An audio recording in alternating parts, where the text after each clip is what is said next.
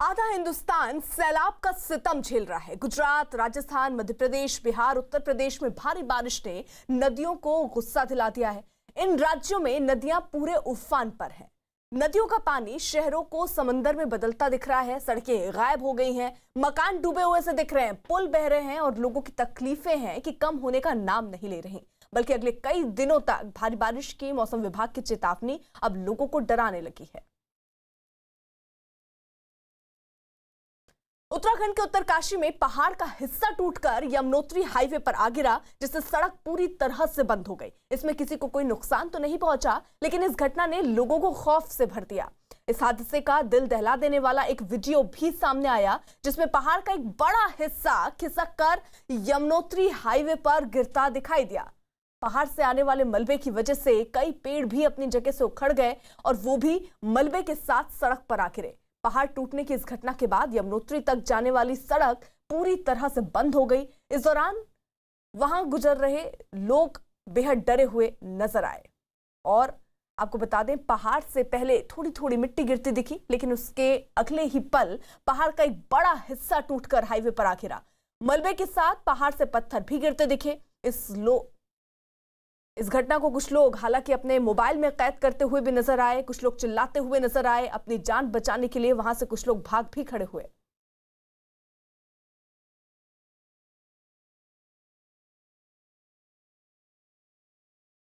वहीं बारिश की सबसे ज्यादा मार पहाड़ों पर देखने को मिलती है। वहां थोड़ी देर की बारिश में ही पहाड़ी नालों में इतना पानी भर गया मानो कोई नदी गरज रही हो। ऐसी ही एक तस्वीर उत्तराखंड के पिथौरागढ़ से आई, जहां कुछ लोग एक नाले के ऊपर बने लकड़ी के पुल से गुजर रहे थे। एक लड़का तो आगे निकल आया, लेकिन उसके पीछे वाले लड़के का हाथ फिसल गया और वो तेज धार में बहने वाले पानी में गिरने से बाल बाल बचा। उसके साथी ने, यानी उसके साथ जो लड़का आपको तस्वीरों में नजर आ रहा है, वक्त रहते ही उसने उसका हाथ पकड़ लिया और वो नीचे नाले में गिरने से बच गया।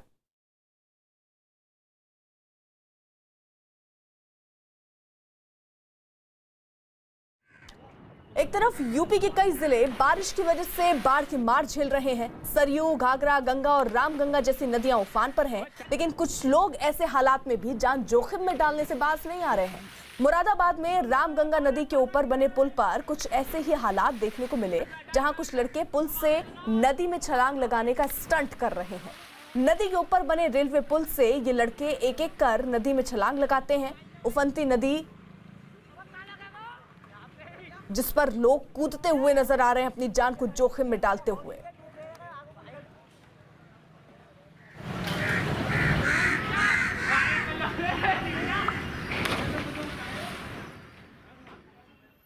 वहीं गुजरात के कच्छ में जहां बांधों से छोड़ा गया पानी समंदर से मिलता है, वहां नमक बनाने वालों को मकान जो है उनकी पूरी तरह से पानी में डूब गया।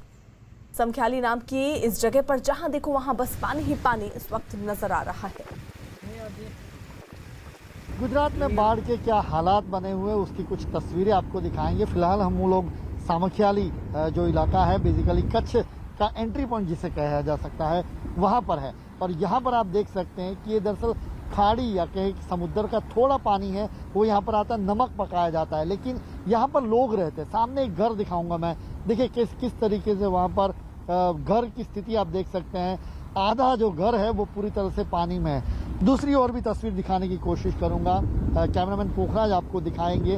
ये बीच में आप देखें बिजली के जो बड़े खंभे हैं, हैवी जो करंट पास होता है यहाँ से, उस खंभों को भी आप देख सकते हैं कि आधे से ज़्यादा पानी में। दूसरा ये घर सामने देखिए, वहाँ पर यहाँ पर जो नमक पकाने वाले लोग होते हैं वो यहाँ पर रहते हैं उनके परिवार के साथ। लेकिन स्थिति का मोमेश ये है कि यहाँ से उनको बाहर निकलने के लिए या सुरक्षित जगहों पर जाने के लिए मजबूर होना पड़ा।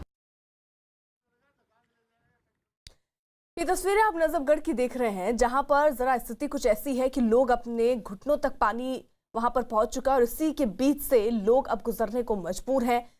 दिल्ली की तस्वीर, जहां पर देखिए चारों तरफ पानी ही पानी नजर आ रहा है। दिल्ली के नजफगढ़ में अचानक आए पानी ने मुसीबतें लोगों के लिए बढ़ा दी। वहां पानी से करीब 500 एकड़ की फसल बर्बाद हो गई। हरियाणा के पास नजफगढ़ के रावता गांव में किसानों के ऊपर मुसीबत टूट पड़ी, जब हरियाणा के बादशाहपुर नाले का पानी खेतों में घुस गया। तो ये तस्वीरें दिल्ली की आप देख रहे हैं, जहां पर चारों तरफ पानी ही पानी है और किसानों के लिए मुसीबतें खासतौर पर बढ़ी, क्योंकि उनकी जो फसलें हैं वो पानी की भेंट चढ़ गई। सारी फसलें पानी के साथ बह गईं, बर्बाद हो गई। इस वक्त हम नजफगढ़ झील में नहीं बल्कि नजफगढ़ के एक गांव रावता गांव में मौजूद हैं, जहां पर पानी का स्तर आप फिलहाल मुझसे पहले अंदाजा लगा रहे हैं, घुटनों तक पानी यहाँ खेतों में भरा हुआ है। और अब आप देखिए कि किस तरीके से पूरे खेतों में यहाँ पर पानी भरा हुआ है। और ये खेत है, इसका प्रमाण ये है कि यहाँ पर धान की खेती हुई है। और ये आपको लोग दिखा रहे हैं नीचे से निकालकर धान की, ये धान यहाँ पर पूरा डूबा हुआ है। गांव वालों की माने तो 500 एकड़ जमीन कुछ इसी तरीके से पानी में डूबी हुई है। और इसका कारण है जो हरियाणा का ड्रेनेज है, बादशाहपुर का ड्रेन, उसका पूरा पानी यहाँ पर आता है। बारिश होने पर नजफगढ़ झील का पानी यहाँ पर आता है और उसी के चलते आप देखेंगे कि तमाम खेत यहाँ पर जलमग्न नजर आ रहे हैं।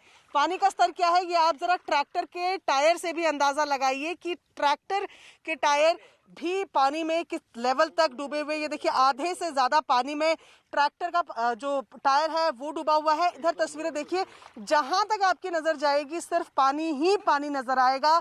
ये लोगों की आजीविका का साधन है, लोगों के खेत है। यहाँ देखिए जहां तक, और उधर देखिए बीच में एक बोट नजर आ रही है, एक नाव नजर आ रही है। बताया जा रहा है कि उस तरफ कुछ झोपड़ियां हैं जहां पर लोग रहते हैं, पर फिलहाल क्योंकि पूरा पानी भर गया है तो ऐसे में लोगों को जरूरत का भी जो सामान लेना होता है उसके लिए ये लोग नाव का सहारा लेकर गांव की तरफ आते हैं और वहां से चीज़ों को खरीदते हैं। यहाँ पर अगर बात करें तो आप देखेंगे कि जहां तक नजर जाती है सिर्फ पानी ही पानी नजर आ रहा है। धान की खेती है, धान का पूरा मौसम है। ऐसे में 500 एकड़ की जमीन की जो खेती है वो पूरी तरह बर्बाद हो गई है। उधर गुजरात के सुरेंद्रनगर में सैलाब में बह रहे एक आदमी की जान बाल बाल बच गई। दरअसल यहाँ पर स्थिति कुछ ऐसी है कि रुक रुक कर बारिश हो रही है, जिसकी वजह से नदी में पानी बढ़ चुका है, बाढ़ के हालात बन चुके हैं। एक आदमी उसमें बहता नजर आया, जिसकी चीख पुकार सुनने के बाद कुछ लोग वहां इकट्ठा हो गए। ऐसे में उसकी मदद के लिए एक तैराक पानी में उतरा और रस्सी की मदद से उस व्यक्ति तक पहुंचकर उसकी जान बचाई। हालांकि सैलाब में कुछ दूर तक बहे इस आदमी ने वहां मौजूद एक पेड़ को काफी देर तक पकड़कर खुद को बचाने की कोशिश भी की। कुछ ऐसी ही तस्वीरें जिले के एक दूसरे इलाके से भी सामने आई, जिनमें कुछ लोग पानी में फंसे 3 कार सवारों की जान एक रस्सी की मदद से बचाते नजर आए हैं।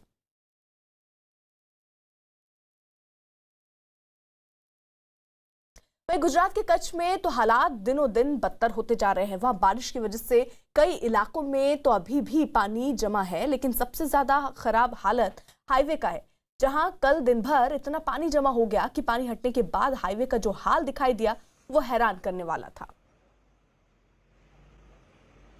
मच्छुदो बांध से जो पानी छोड़ा गया उसके बाद नेशनल हाईवे पर किस तरीके का नुकसान हुआ है ये आपको तस्वीरों के जरिए दिखाने की कोशिश करेंगे। ये मालिया से कच्छ को जोड़ती मुख्य सड़क है, नेशनल हाईवे है, और यहीं पे कल की तस्वीरें भी याद होगी किस तरीके से जलस्तर यहाँ पर था, तेज बहाव था पानी का। और आज की तस्वीरें देखिए, अब हालांकि जो नेशनल हाईवे उसको खुला कर दिया गया है, लेकिन नुकसान किस तरीके से हुआ है, पूरी की पूरी सड़क आप इसको देख सकते हैं, पूरी की पूरी सड़क वहां पर टूट गई है। और सामने वो तस्वीरें भी हमने देखी थी जब जो भी किसी बड़े व्हीकल ने इसको क्रॉस करने की कोशिश की तो पानी का बहाव इस कदर तेज था कि सामने जो ट्रक है वो पूरा का पूरा उल्टा हो गया है। उधर गुजरात के जामनगर में कल रात से ही तेज बारिश हो रही है। बारिश की वजह से सड़कों पर सैलाब जैसा नजारा दिखा। वहां पानी इतना ज्यादा बढ़ गया कि एक मंदिर उसमें आधा डूब गया। पानी मंदिर के चारों तरफ तेजी से बढ़ने लगा और देखते देखते उसने मंदिर को पूरी तरह अपनी चपेट में ले लिया।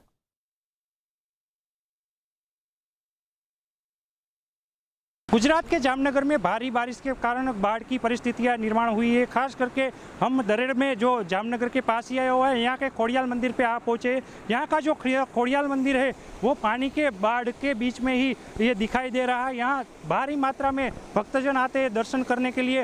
हाल ये मंदिर है वो पूरी तरह से रंगमती बांध है, वो बांध में से जो पानी आ रहा है वो पानी की वजह से यहाँ एक आह्लादक दृश्य भी दिखाई दे रहा है। दूसरी ओर देखी जाए तो ये मंदिर का ये रास्ता है, रास्ता भी बंद हो चुका है। नदी से होकर यहाँ मंदिर पे जाना पड़ता है, लेकिन अभी ये मंदिर का जो नज़रिया है वो हम आपको सीधे ही दिखाई दे रहे हैं। ये मंदिर अभी आने जाने के लिए प्रतिबंधित किया गया है, क्योंकि यहाँ के जो भक्तजन आते हुए वह बाढ़ की परिस्थिति के वजह कोई अनहोनी न हो, इसके लिए मंदिर प्रशासन ने ये मंदिर बंद कर दिया है।